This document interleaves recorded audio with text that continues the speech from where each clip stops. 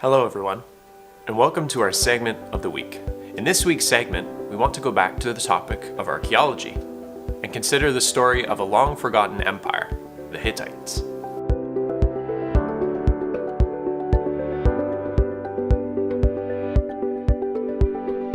As a nation, the Hittites are mentioned all throughout the Old Testament. Abram, when he was promised the land of Canaan, was told that there were many nations therein. One of those nations was the Hittites. Later in Genesis, Isaac's son Esau would marry a Hittite woman named Judith. When the nation of Israel left Egypt and they spied out the land of Canaan, they reported back many different nations that were dwelling therein, of whom one of the chief were the Hittites. King David even had Hittites among his mighty men, like Uriah and Ahimelech. Truly, throughout the Old Testaments, the Hittites pop up time and time again as a nation. Yet for millennia, scholars and historians alike disputed the existence of the Hittites.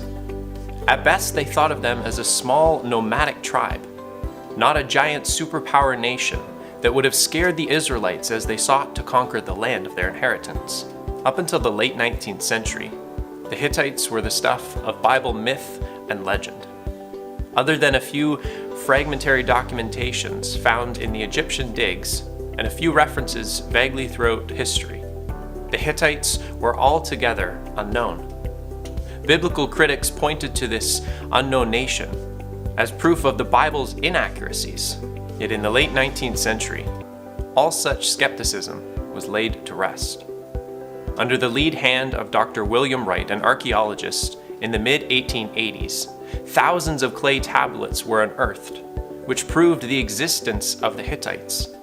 There was even a tablet that recorded a communication between a Hittite king and the great pharaoh of Egypt, congratulating him on his ascension to the throne. Since these initial discoveries a few hundred years ago, more and more has been discovered about the nation of the Hittites. Commencing their rule around 1900 BC and ruling for hundreds of years, the Hittite Empire ruled from Asia Minor into Syria and into the territory of what would become Babylon. The nation of the Hittites were a global superpower on par with the Assyrians and the Egyptians.